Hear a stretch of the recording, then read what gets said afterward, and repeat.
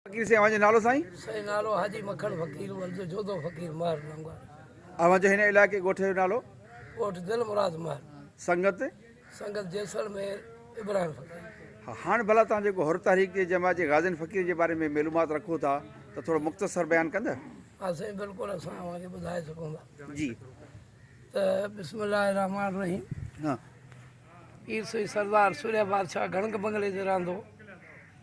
उते रमज़ान शरीफ़ जो महीनो ऐं असांजी चौकी जैसलमेर जी जेका हुई उहा रमज़ान शरीफ़ फ़कीर जॾहिं पीर साईं सरदार गणक बंगले ते रहंदो तॾहिं जेका आहे चौकी में असांजा फ़कीर ख़लीफ़े सां दूल्हो फ़कीर ख़लीफ़ो साईं जो ॾाढो जी साईं ऐं बेग फ़कीर जेको साईं हाणे तव्हां वज़ुर ते आया इन जो वाल साहब जी साईं ऐं मलूक फ़कीर फ़कीर महर जी साईं ऐं ख़ालिकदाद फ़कीर महर ख़लीफ़े बेले फ़कीर जो सौटु हुयो ऐं ॿियो अज़ीज़ुल्ला फ़कीर मलूक फ़कीर महर साहिब जो हाजी दिलबर महर जो भाणे जो ऐं साजन फ़कीर महर उहो असांजी दावत जो ऐं उन खां अलावा गुलाब फ़कीर महर इंडिया जो असांजी उहो बि बिरादर।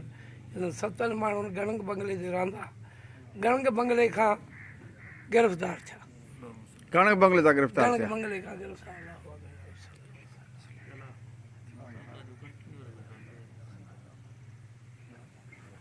साईं गणक बंगले खां गिरफ़्तार थिया। पोइ उतां खां फ़कीरनि खे पैदल वठी आया। किथे? सांगड़ गणक बंगले खां पैदल वठी आया। उतां जो रमज़ान शरीफ़ जो महीनो इफ़्तियारी हुई। पोइ उतां जी जमात जेका आई खीर मखण खणी आई, मानियूं खणी आई। अंग्रेज़नि पुछियो त अवां ही छा अवां जा माइट आहिनि? चई न माइट न आहिनि, मुस्लमान आहिनि, रमज़ान शरीफ़ जो महीनो आहे, रोज़नि सां असां खणी आया आहियूं। इन करे पोइ फ़कीर उतां खां गणक बंगले खां जंहिं महिल अॻिते सिंजोरे वठी पिया वञनि, सिंजोरे में जे लाइ गाॾियूं स्टार्ट कयूं, गाॾियूं स्टार्ट न पियूं थियनि। एॾी हुरनि जी जेका ही पोइ हिननि खे कहिड़नि जेलनि में किथे रखियऊं? पोइ साईं वठी विया सिंजोरे में। हा सिंजोरे खां पोइ वठी विया सिधो साईं सखर में, सखर सेंट्रल जेल में। उते असांजो हिकिड़ो फ़कीर शहीद थी वियो। नालो हुनजो? नालो साईं हुनजो साजन फ़कीर। जेल जे दौरान? हा जेल जे दौरान उते अंदरि फ़कीर हिकिड़ो शहीद थी वियो कैद में? कैद में। हा ऐं बाक़ी जेके असांजा 6 माण्हू आहे जेके फ़कीर हा। फ़कीर असांजे ख़लीफ़ो ऐं नाइब ख़लीफ़े सुमेत उहे माण्हू उते आहे सखर में। पहिरें असांखे हिते का ख़बर न आहे। असांजी बिरादर जेका हुई उन बिरादर जो फ़कीर शहीद थी विया।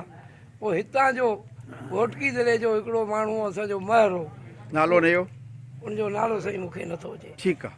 उहो माण्हू जेको आहे जेल में सरदार अली गौर महर अॻूणे हा उनखे छॾायो। जॾहिं हू वापसि आयो पोइ उते असांजे ॻोठ में असीं जैसलमेर वेठा हुआसीं इंडिया में। इंडिया सभु हुई पर जैसलमेर जैसलमेर में वेठा हुआसीं। उते उहो माण्हू आयो उन इहा ॻाल्हि कई त साईं अवां जा फ़कीर सलामत आहिनि सखर सेंटर जे। उन्हनि ते के ख़ासि केस भला कहिड़े क़िस्म जा केस हुन ते विधऊं? केस इहो साईं गणक बंगले खां जेको माना गिरफ़्तार कयूं केस जेके आहिनि उन्हनि या हुर स्कीम जा केस जेके उन्हनि लॻाया। उन खां पोइ साईं जेको आहे फ़कीर सेंट्रल जेल सखर में रहिया। सखर में जॾहिं असांखे ख़बर पई तॾहिं मुंहिंजो वालिद साहब ऐं ख़लीफ़े वालिद साहब जो नालो? जोधो फ़कीर हा जोधो फ़कीर महर जन जेको आहे माना उहो सरदार हितां जो कैसर ख़ान बोज़दार ऐं अलीगोर ख़ान महर जी मार्फत सां पोइ जॾहिं ही फ़कीर हितां खां सखर खां हैदराबाद फुलेली जेल में रखियो। जॾहिं फुलेली जेल में पहुता तॾहिं असांजे वालिद साहब उते जॾहिं हुननि जी विया तयारी कई। पोइ कराची में विया। कराची जेल ताईं पिया? न साईं कराची में मुंहिंजो वालिद साहब हिननि जे छॾाइण जे वास्ते। ठीकु आहे।